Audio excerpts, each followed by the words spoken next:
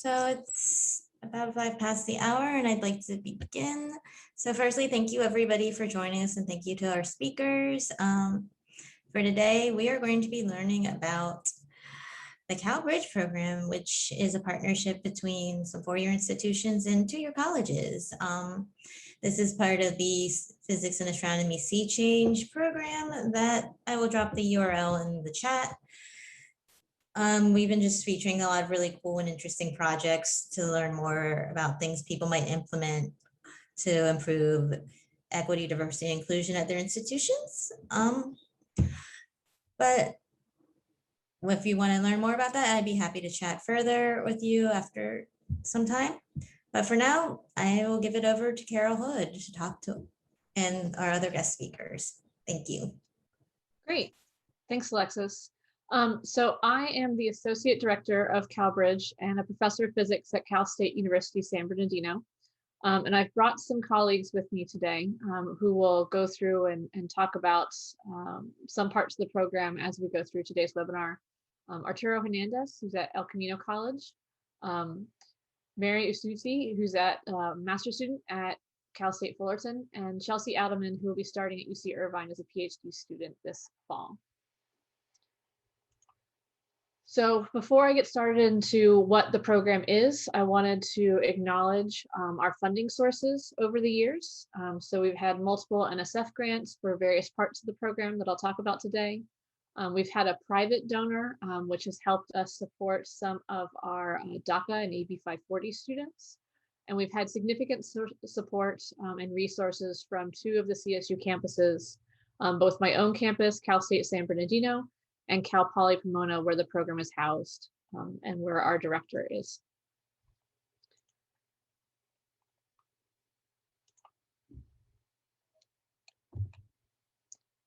Well, as soon as my computer decides to let me change slides, we will, there we go. Okay, so CalBridge is designed as a 3-year program. So students enter the program primarily as juniors, and by juniors we mean going to graduate in 2 years. Since nowadays the number of credits that a student has does not actually directly relate to when they'll graduate. We provide support to those students in their last 2 years at a Cal State. And then their first year of graduate school if they go to a UC, since we're partnering with the University of California system. 2-year college students can apply as they're transitioning into the 4-year university, specifically at Cal State universities. The program as a whole is built on these 4 pillars with a big base of a community of support. And we'll talk about some of these, not necessarily all of them, as we go through the webinar.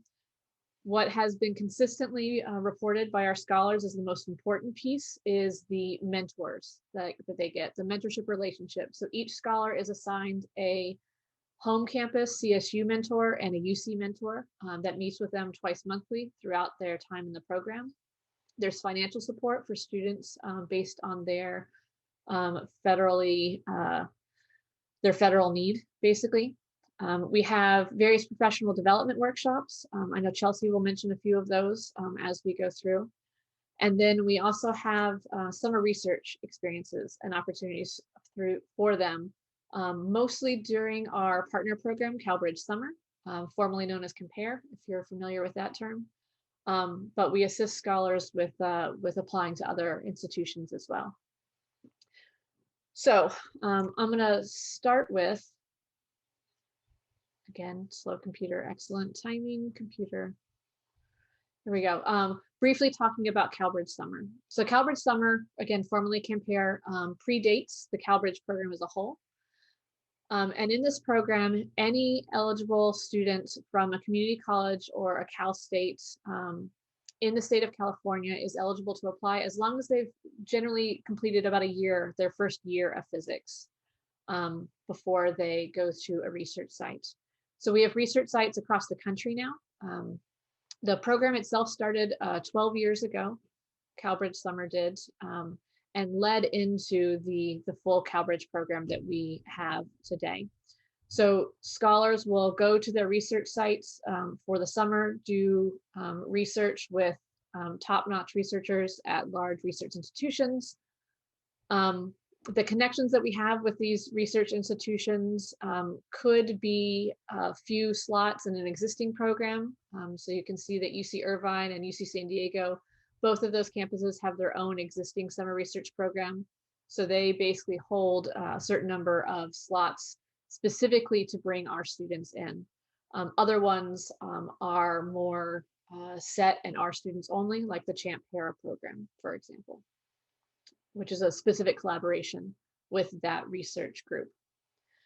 So students go through and do their summer research just like most students in an REU do.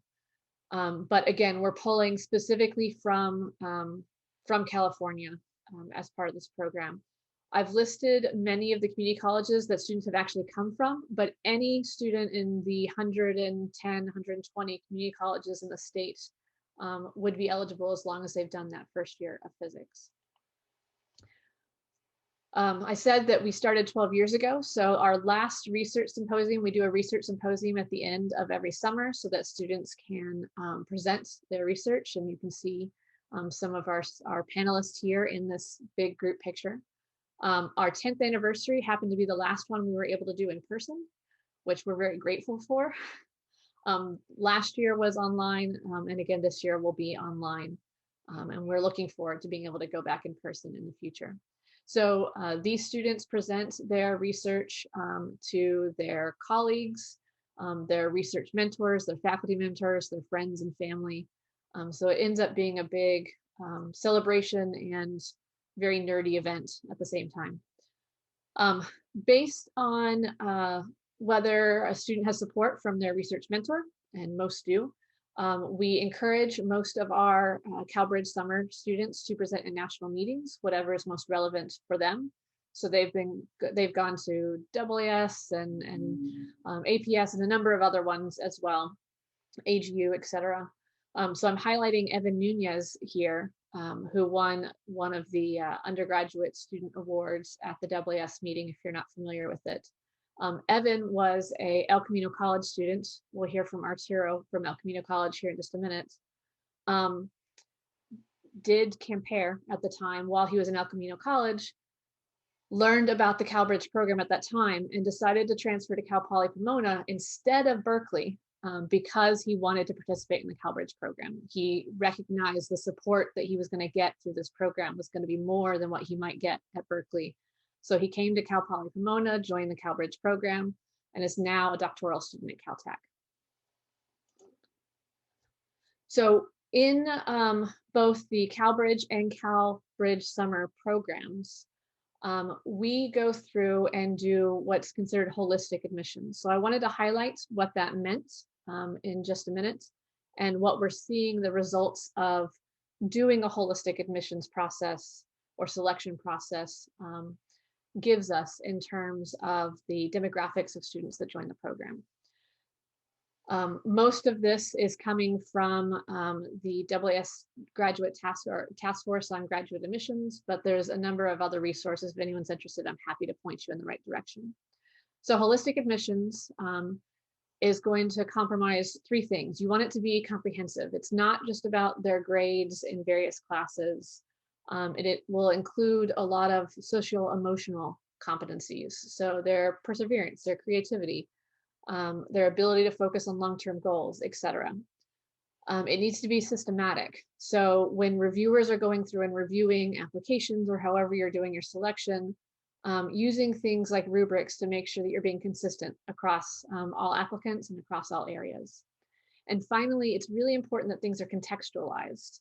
So you may have two students who look the same on paper, but given one student's background or the opportunities or lack thereof that they have had throughout their career up to that point, may give you a different sense of what that student is capable of if those barriers are removed. So accounting for where students are coming from in order to imagine where they will go. We're looking for potential. And so considering their personal situation and their developmental trajectories is a really important piece of all of this. So with that said, and I'm happy to answer questions a little bit later, we utilize rubrics, we go through and look at various things. A lot of our work is done and built off of the admission system of the Fisk Vanderbilt program. So we didn't start this from scratch, among others, but I'm happy to share later. So if anyone wants to drop questions into the Q&A, we can catch those at the end. So with this selection process,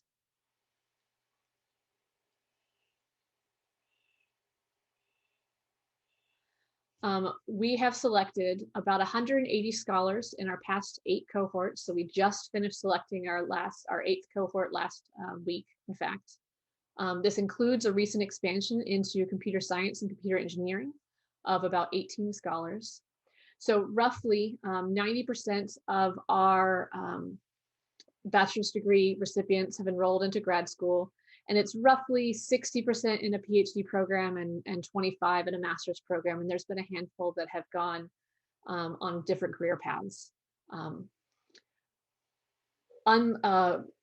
Very similar to the demographics of the California State University system to begin with. More than 60% of our students are first generation college students. 64 or so are underrepresented minorities. Nearly half identify as women, and nearly a quarter identify as underrepresented minority women, so women of color, essentially. And we've noticed that now that we started to take a look at some of the other lenses of diversity, that about 20% of our scholars identify as members of the LGBTQ+ community. And here's some pictures of our cohort 6 from a few years ago. One of the last times we were able to do orientation in person. So before I hand it off to Arturo, I wanted to highlight where our scholars are now. The purpose of this webinar is to focus on our 2-year, 4-year connection, but I think it's also important. Our goal is to assist these students in applying to and being accepted to PhD programs. So those who have graduated, this hasn't been updated from the last cycle, but you can see we've got students all across the country at various different programs. The orange pins are PhD programs. The purple pins are master's programs, and then we've got a handful in APS Bridge as well. You can see that in California, we of course have more. That's part of our partnership with the UC system. Some schools like UC Irvine have been selecting and accepting far more of our scholars than other campuses. UC Irvine has been doing some major changes in how they go through and do admissions, and as well as support students once they get there. But we've got students all across the country: Caltech, MIT, Princeton, Arizona, etc. So our students are thriving in these various situations. And we actually just had our first PhD recipient last week, in fact.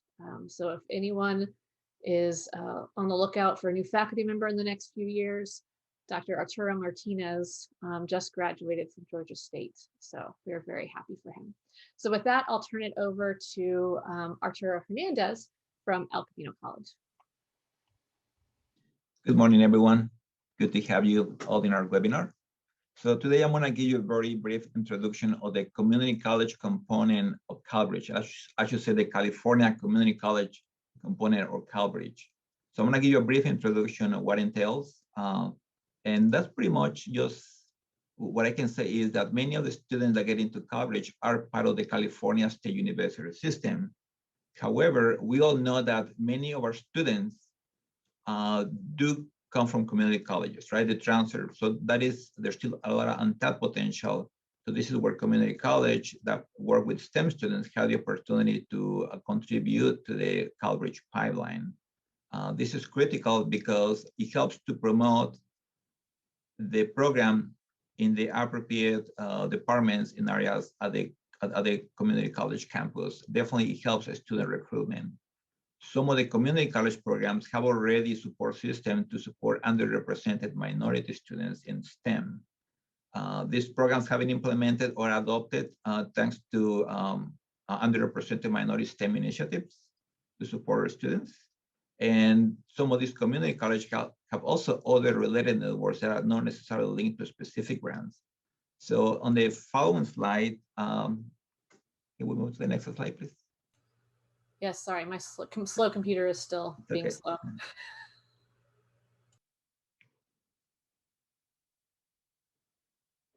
Yeah, the following slide has some examples of some of the programs that have been implemented at the community colleges. So these are key partners to coverage. We know that not all community colleges have some of these programs.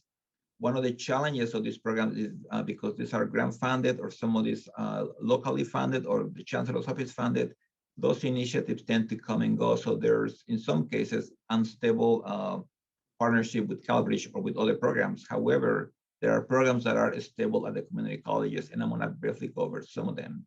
So the first one that you see on top of it, not that I am a Mesa director at El Camino College, but the first program is the Mathematics, Engineering, Science Achievement Mesa program.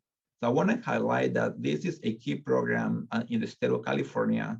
Even though the program is not at every community colleges, it exists currently at 36 community colleges. So the program supports primarily low-income and first-generation students pursuing calculus-based majors. So definitely, this is a key partner with Calbridge because when we look at the low-income and first-generation students, they tend to be underrepresented minority students. So that is one of the key programs that we have in California, again, currently at about 36 community colleges. Other STEM initiatives that are, these are grant funded. This is where funding comes and goes depending on the cycle of the grant at the college. We have the Hispanic Serving Institution STEM. So this is another partner that sometimes coordinates with the Mesa program or with other initiatives locally at the college. The National Science Foundation is another key source of funding and support to bring some of these programs to the community colleges. One of those examples is the Nsf Stem Scholarship Grant that we're all familiar with. Of course, that is part of Calbridge, but as we all know, Nsf Stem is funded at community colleges, universities, and sometimes as part of a cohort or networks between the universities and the community colleges. Camino had two of those, but I'll discuss it a little bit later. Another key program at a community college is the TRIO STEM. This is the Department of Education Title V grant. The SSS STEM program, we call it TRIO STEM. Other networking opportunities at the community college levels are STEM faculty. Some of these programs that I mentioned earlier have program directors or coordinators that have established already a partnership at the college that help bring those faculty members in physics, computer science, astronomy. So these are key partners that already exist with a particular key individual at the college. This helps to continue promote coverage and some of the goals of the program, as well as to recruit the students for it. In addition to STEM faculty, we all know we have clubs, right? We have the Society Hispanic for Engineering clubs, we have SACNAS, we have the physics labs, astronomy, robotics, computer science. So we have all those clubs at the community colleges. So again, this particular individual that may be the director or coordinator of the program at the particular college has that network to reach out to those specific programs and clubs. Now, one of the advantages is that this coordinator or director oftentimes serves as an advisor for the clubs. But then this is a key partnership with that individual or individuals at the community college that can help to feed the coverage pipe. Next slide, please. Thank you. So here is a little bit of history of El Camino. I'm gonna try to keep it brief. At El Camino College, historically, we have the Mesa program, which I just mentioned briefly. And the Mesa program has been at El Camino since 2002. So it is a well-established program.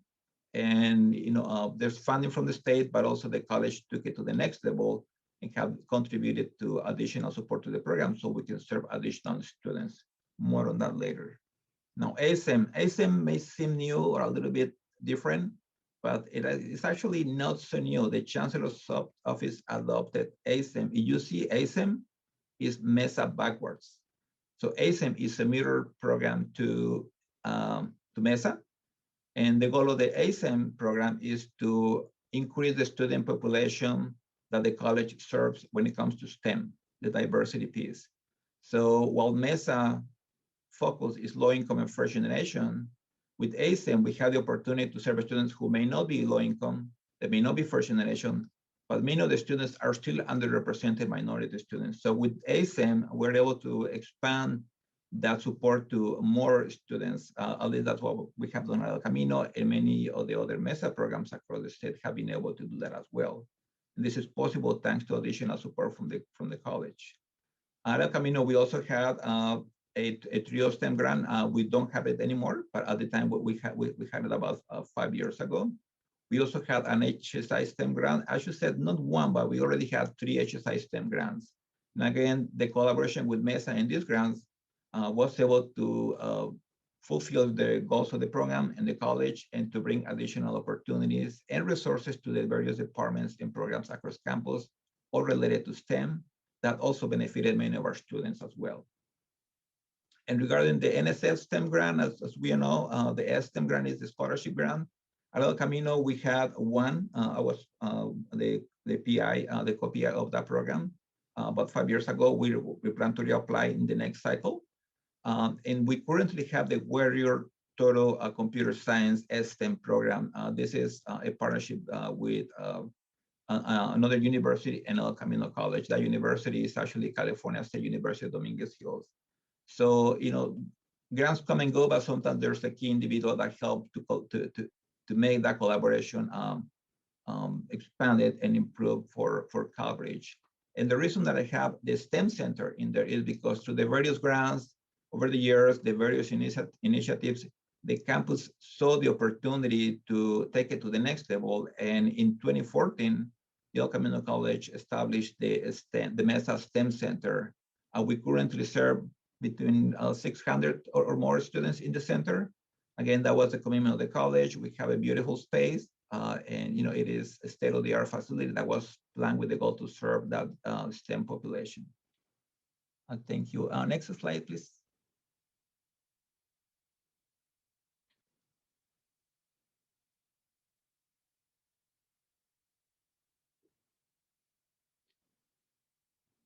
So in the next slide, I think this is where I want to introduce a little bit how we got that partnership going with Calbridge. Back in 2012, if I'm not mistaken, that's where we had students from El Camino College applying to Camper. This is that summer research opportunities that is hosted at Cal Poly Pomona. Thanks to that opportunity, I got to meet Professor Alex Rudolph, who is in charge of Camper. I used to write letters of recommendation for my Mesa students. They got accepted into this program, and my goodness, the students were so impressed and amazed with those opportunities through Calbridge. And many of my students got into that program. And this is another way that I got to collaborate with my faculty members at El Camino College, because they also wrote letters of support for my students to get into Calbridge as well. Now that partnership or collaboration became more formal when Cal Poly Pomona, under the leadership of Professor Alex Rudolph, obtained the Calbridge grant, the Nsf Stem Grant, that is called Calbridge now. That program has grown tremendously, and I am very proud to serve as part of the steering committee as well. The partnership got formalized. I am a co-PI for Calbridge as well. I am a member of the steering committee, and I am very involved in the selection process and interview process of the applicants. I'm very proud to be part of this group, as I said earlier, because this is a group of committed individuals that really want to get the students. They want to know their strengths, their abilities. And as my colleague Carol mentioned earlier, maybe two students look the same in terms of qualifications and things like that. But when you drill down into more details, you want to see what is the untapped potential that the students have to succeed in pursuing the PhD in physics or astronomy or computer science in these other areas that Calbridge already opened. So I always promote Calbridge to my faculty, to my clubs, to my students, and definitely there's a lot more that can be done communicating across the state for more collaboration with Mesa and STEM related programs. So that is my part of the presentation. Thank you. Thanks, Arturo. So next we're going to hear from Mary, who's one of our alums, and she's going to talk about our current outreach and recruitment efforts specifically to the California community colleges. Mary? Hi, everyone. Can everyone hear me? Yes. Okay. My name is Mary Usufzy. I'm a master's student at Cal State Fullerton. and I would like to talk about the outreach and recruitment portion of CalBridge. So next slide. So this was created after the Strike for Black Lives meeting we had last summer in June. And so the main goal of our outreach and recruitment is to develop and coordinate outreach efforts. And this would be through the CalBridge network and with partners. The overall goal is to encourage students to pursue physics and STEM, and whether they're in high school, in community college, or in any other universities. So from this group, we ended up creating 2 separate goals as well.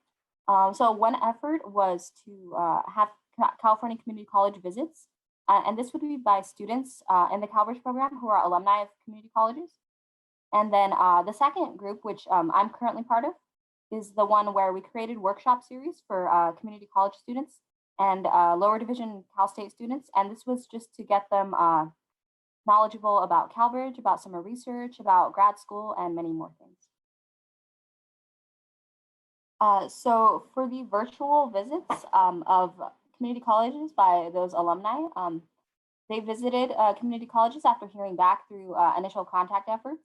And then the speakers talked about their experiences in STEM and CalBridge. And so this was to students in a STEM center, and they continued to have contact with that community college. And then as a result of that, many students actually attended our workshop series later that year. So that was pretty interesting.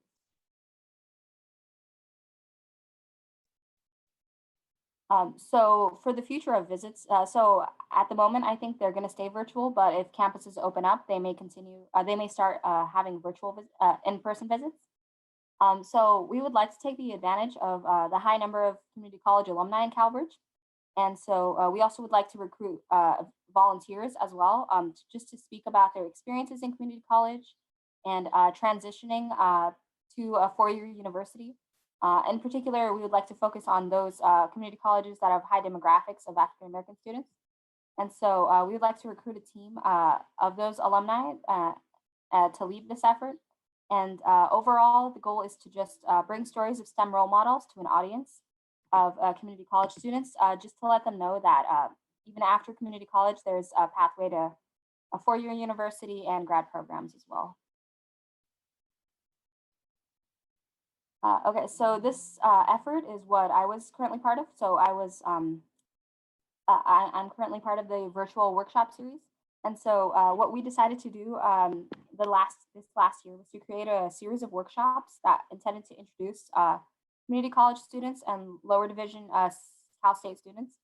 We wanted to introduce them to helpful resources that are available and just get them connected to students in grad school in STEM, so they can understand that after community college, there is a path to them to getting a PhD or a master's degree. And so we had many different panels. We had a grad student panel where we had CalBridge alumni speak about their experiences in community college and in a 4-year university and how they got into grad school. We had a CalBridge info session, where we told students how to apply to the program, the deadlines, and the application requirements. And then we also had a summer research information session. So this was just to get students involved and excited to do research. We wanted to let them know that getting research experience is very important. And so through that workshop, we just let them know their resources and what usually the applications require and what summer research looks like. And so our goal is to continue holding these workshop series and maybe expand the topics covered as well. So this is a list of various workshops that we had. So we had one grad student panel back in August, and then we have the attendees on the side. And then we had many CalBridge information sessions because I believe CalBridge had 2 separate deadlines for applications. Correct me if I'm wrong, but that's why we had many information sessions just to let students know. And then we also had summer research information session back in November, and this was just to, this was right before the deadline for many research experience for undergrads or RUs or internships. And so because of these workshops, we noticed a significant increase of community college transfer students that were applying to CalBridge this year. So overall, I think our recruitment efforts so far this past year have been successful in getting students, more students involved in CalBridge or applying to CalBridge. And so I just wanted to go over some future work that we've kind of started, but we haven't gotten very into yet. So recently we began a collaboration with Dr. Montes, who's the founder and CEO of the Latino Community Stage. So the mission of this group is to increase the visibility of Latinx STEM role models across all grade levels, whether they're in community college or grad school. And so we're still getting started with this collaboration, but our goals at this moment are to identify any leaders who would like to start, I guess, guiding our efforts. And then if there are any volunteers interested in sharing their stories and volunteering for the Latino community stage, we would like to just recruit volunteers and get them to hopefully share their stories out. And so again, we have many efforts. Just to summarize what I went over, we have community college visits by scholars and alumni. We have a virtual workshop series where we told students about resources available to them in CalBridge and in summer research. And lastly, we're just starting our collaboration with the Latino community stage. And if anybody wants to get involved or if anyone has questions about any outreach and recruitment, you can always email me. I'll put my email in the chat in a moment. Or you can also email Diana Blanco and we'd be happy to get back to you. So thank you for listening to my presentation. If you have any questions, you can always put them in the chat, but I'll give it over to Chelsea right now.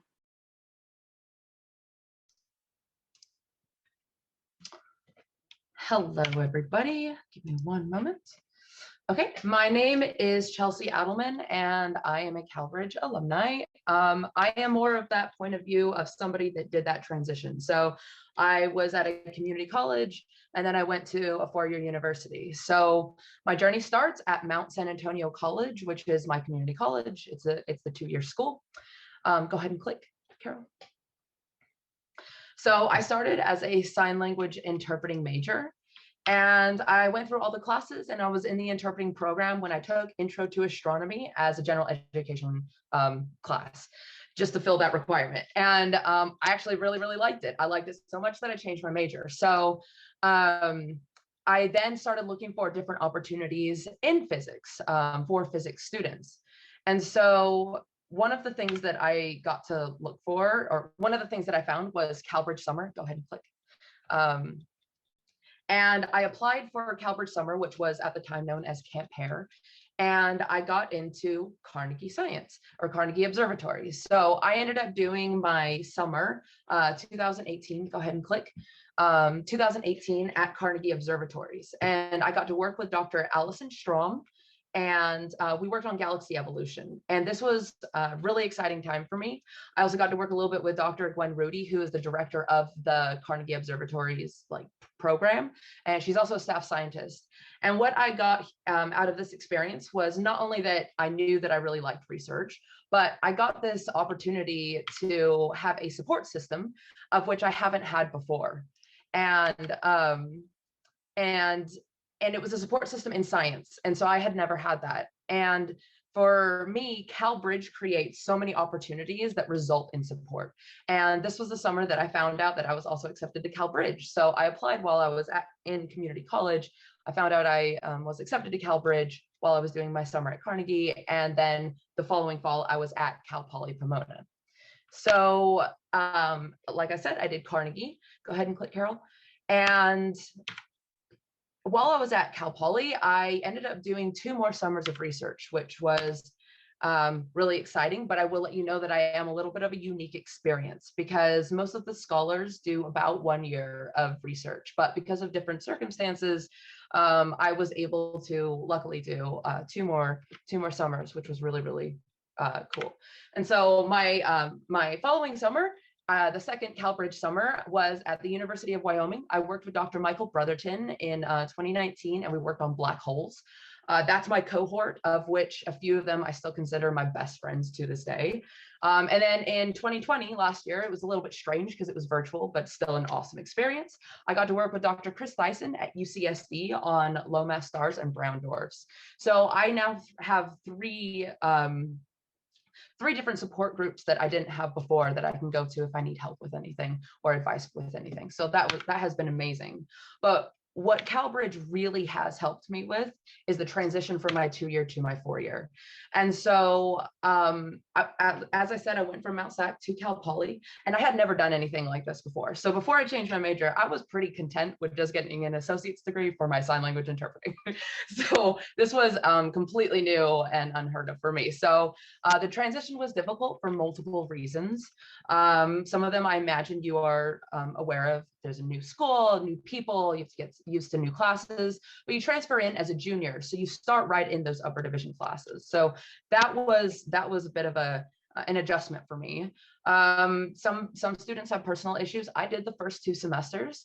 There's a financial kind of shock that happens when you go from community college to university because it's so much more expensive.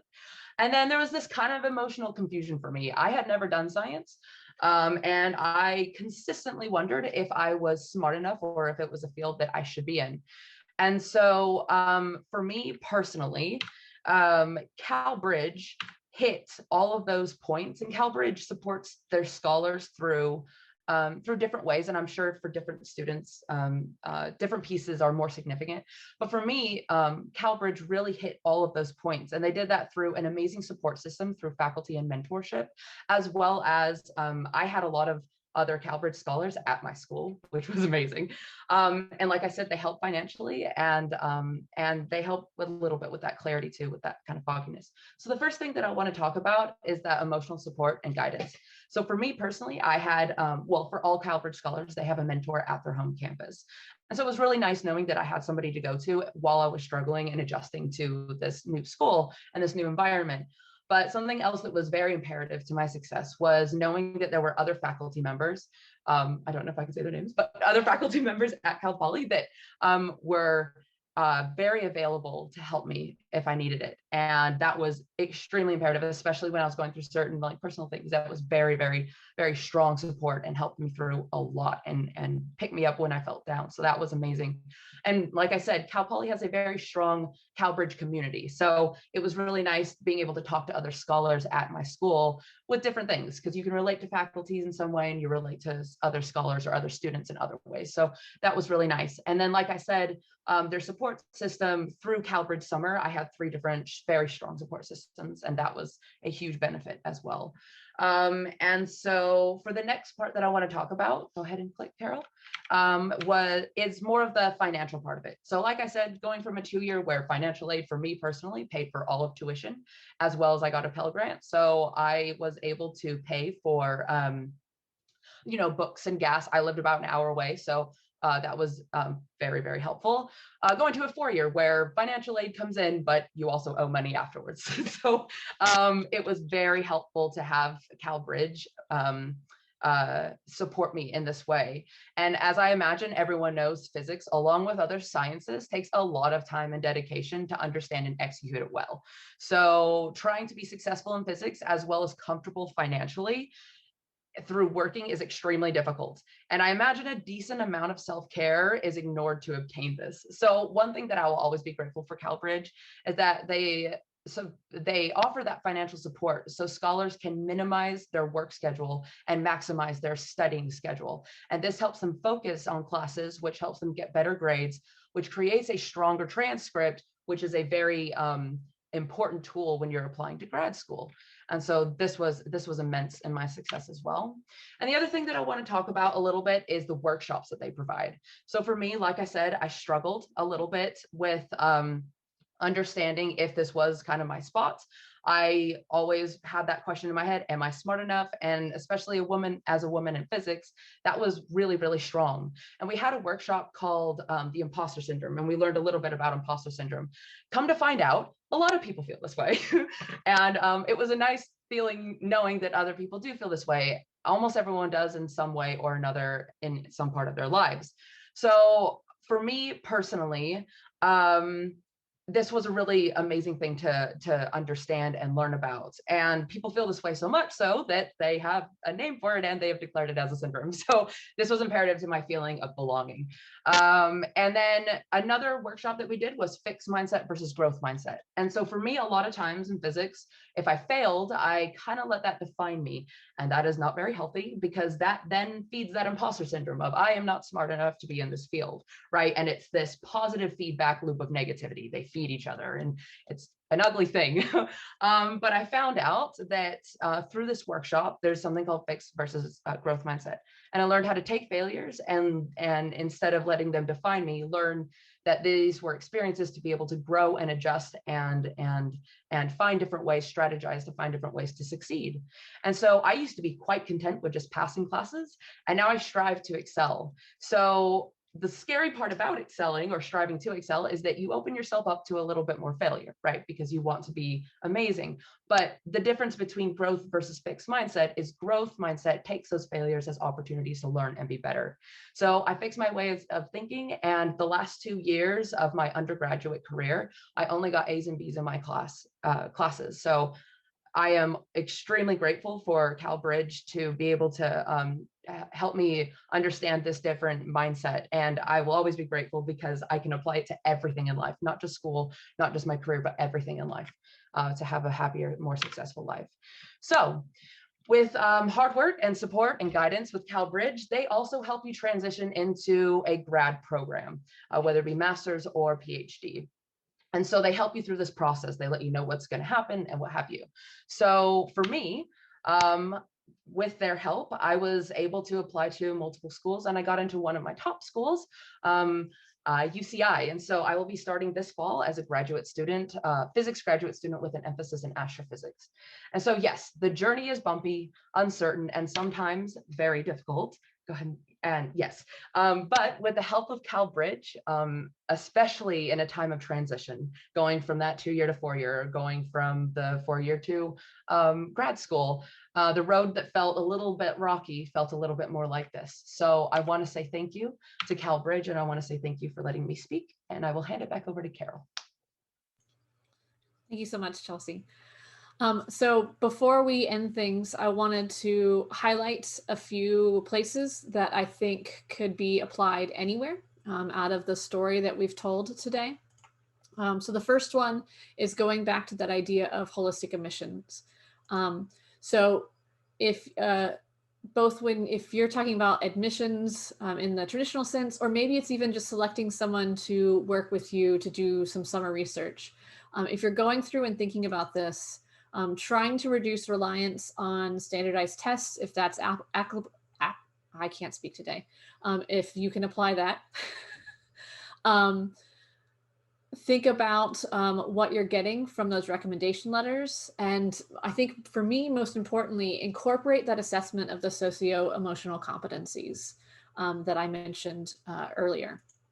When you are going through and reviewing prospective students, consider them as learners. So they're not the great scientists they're going to be yet, because they're still in this process, just like we all are. We're all constantly learning and improving and getting better, like what Chelsea was describing. So try and evaluate them based on their potential to be great, which they can be given the right opportunities, and not just the accomplishments they've been able to make to date, because those accomplishments are based on the opportunities that they've had or haven't had. And that varies widely based on their social privilege and other considering factors. So when you're going through and thinking about selecting students into your school, your program, to do research with you, to work with you in any capacity, it's critical that we go through and try and mitigate the inequalities and not just admit the students with the best GPAs or credentials or whatnot. Consider their backgrounds, their experiences, as you go through that selection process. The last thing that I wanted to go through and highlight, so this is from some of our evaluation. So scholars were asked what are the best parts of the CalBridge program, and I think Chelsea has hit on every single one of these. So I won't go through in any detail, but what I wanted to highlight is the combination of all of these things helps unveil that hidden curriculum that the privileged students might know from talking to others, from their parents, if they went to college, etc. A lot of students come in, and even in that transition from 2-year to 4-year, you're at a new institution, you don't know what the rules are, you don't know what the structure is, everything's new and different. The more that we can make that what we think obvious actually obvious by talking to our students about it, and talking to our students about the challenges that people face, the challenges that we have faced, the more that we unveil all of that, the more successful our students are going to be in that transition, because they're going to realize what they're feeling, what they're thinking. They're not alone, just like what Chelsea was saying, that we all have that imposter syndrome. And so if we want them to be successful moving forward, we need to be as obvious and apparent in what we're expecting, and helping them figure out what their path happens to be. Our focus, of course, is on graduate school. So we focus a good chunk on that preparation of the application process to graduate school. But a lot of the stuff that we have is applicable across the board. So I'll end things just with some pictures of our scholars. And go ahead and stop that. It'll pop up eventually. There, some pictures of our scholars. These are some of the ones that are local UCs right now, just to highlight. I just love highlighting our students, but we'll stop there and take some pictures. So if anyone's got questions, Alexis, if you want to. Yeah, thank you so much. This was really interesting and useful for a lot of people. And as you can see the chat, there's a lot of different questions, a lot of great feedback and excitedness. So I'll just start, just make life simple with the Q&A. Does participation in the Calbridge summer require that the junior college students be transferred to a California State University, or is that just a requirement for the academic year Calbridge support? That's just a requirement for the academic year support. So we have a mix of community college and CSU students that participate in Calbridge summer, and some of those community college students transfer to the UCs or other schools across the country.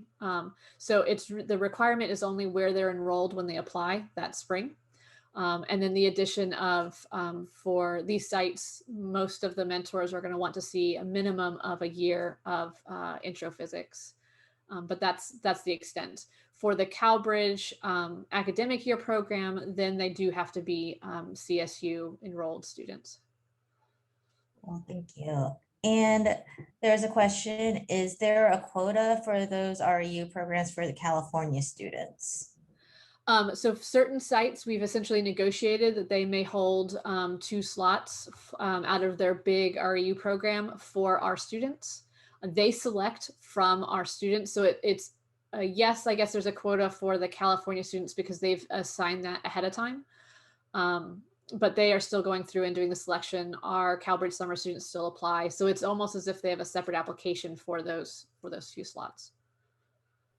Well, thank you. Are there Calbridge events that can help find other institutions to work with? Somebody is working on an Nsf Stem Grant for the spring deadline and would like to create some similar partnerships. We don't have any events specifically, but feel free to contact us and we can have a chat about whatever it is that you're interested. So I'll drop our general email into the chat as well as my own.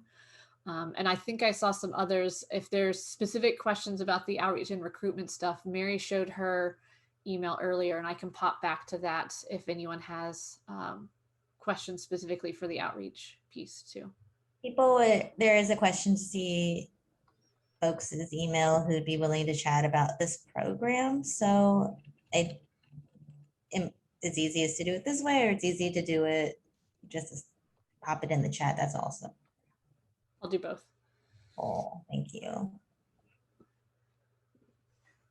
And while Carol's taking care of this, here's another question. Are there any other preparation recommendations, computer programming, a particular depth of calculus or statistics?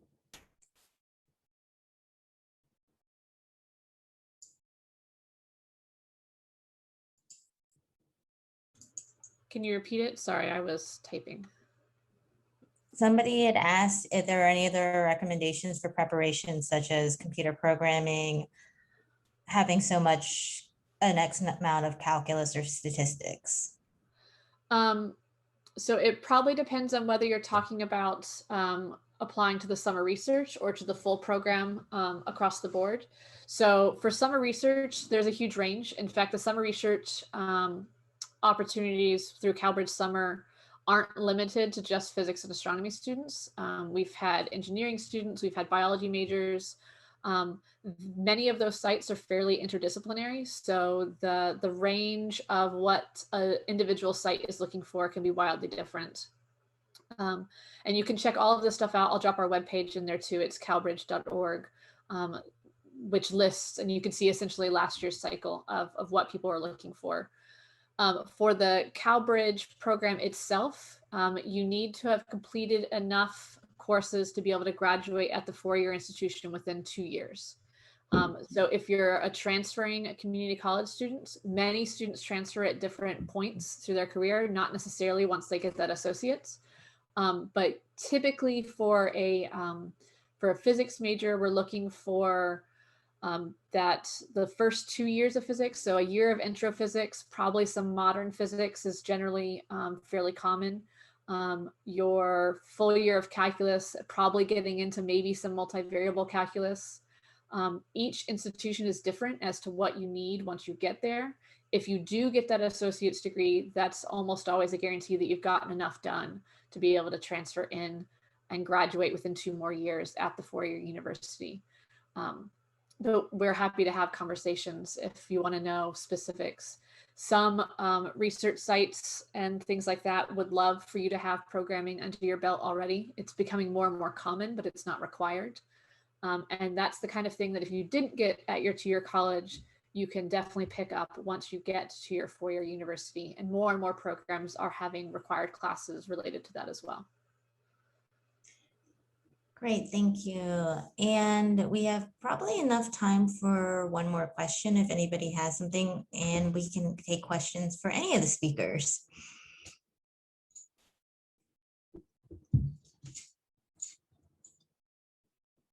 And we have one. Okay.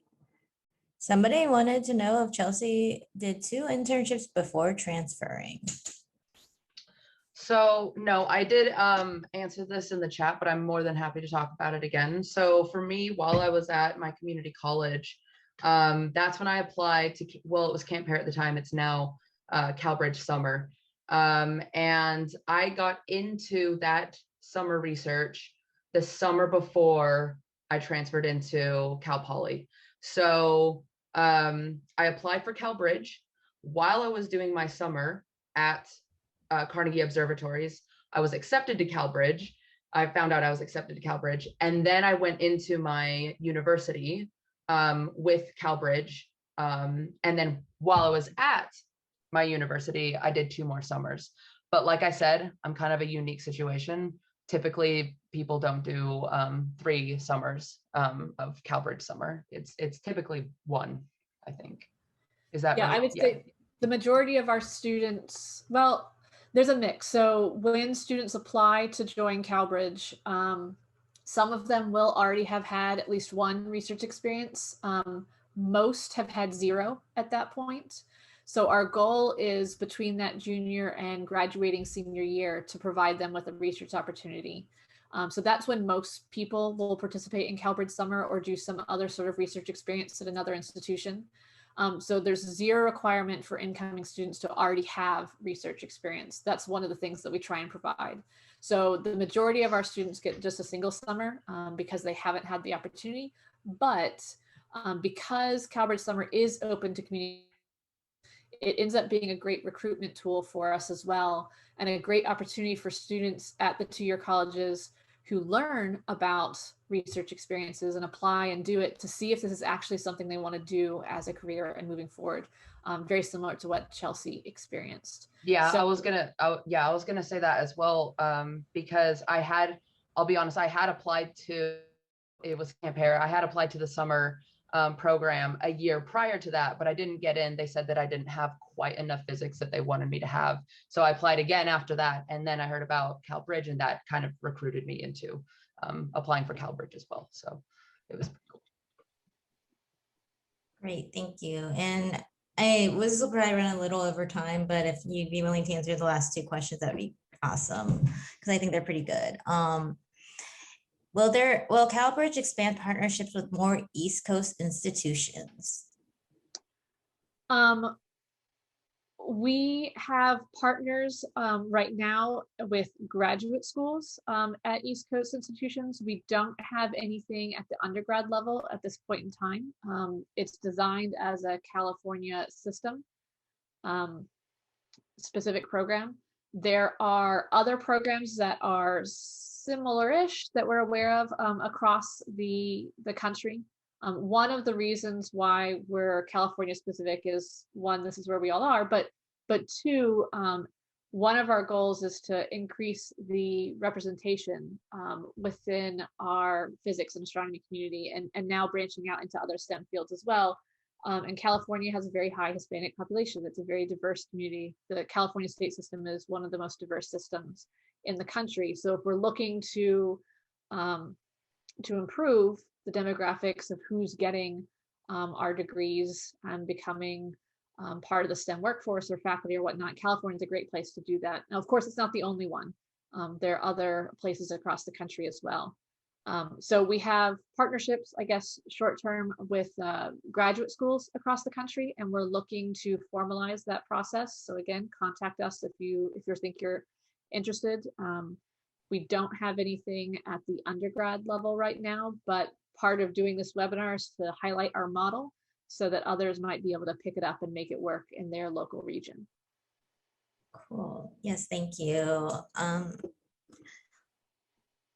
Last question. When is a good time to talk to, I think that's maybe a typo, community college student, to our community college students to talk about this, and when to start working on applications? Chelsea, Mary, do you want to take this one?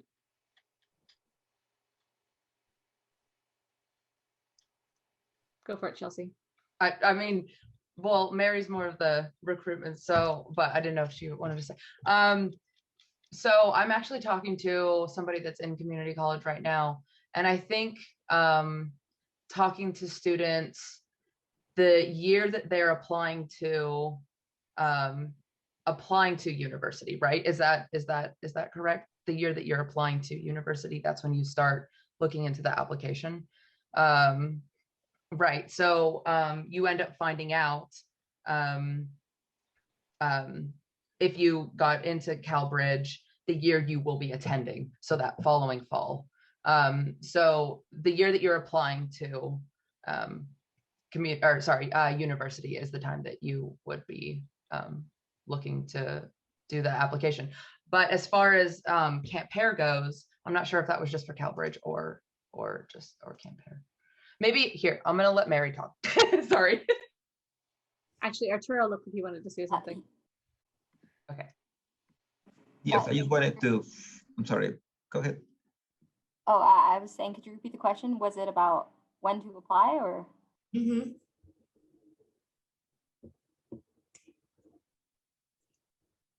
Yes, this is a question about when to apply. Sorry, when to apply to CalBridge or the program? Or grad programs?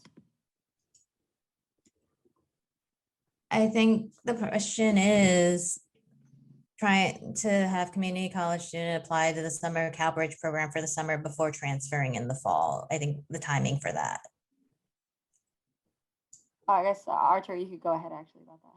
Yes, I just want to follow up on Chia's comment. She's right on point. I think the students should learn about CalBridge the day before the transfer, which is when they're applying for the universities, more or less. I think this is where key contacts at the community college can connect with faculty in the physics and the computer science and math departments. I think just getting that out to also the different clubs on campus. But also, I'd like to, this is just a recommendation that that is when the students are to apply for CalBridge. But I think the earlier we can get to the community college contacts so they can get the word out about CalBridge, It can help prepare students that may be looking into the astrophysics, the physics, the majors that Calgary support.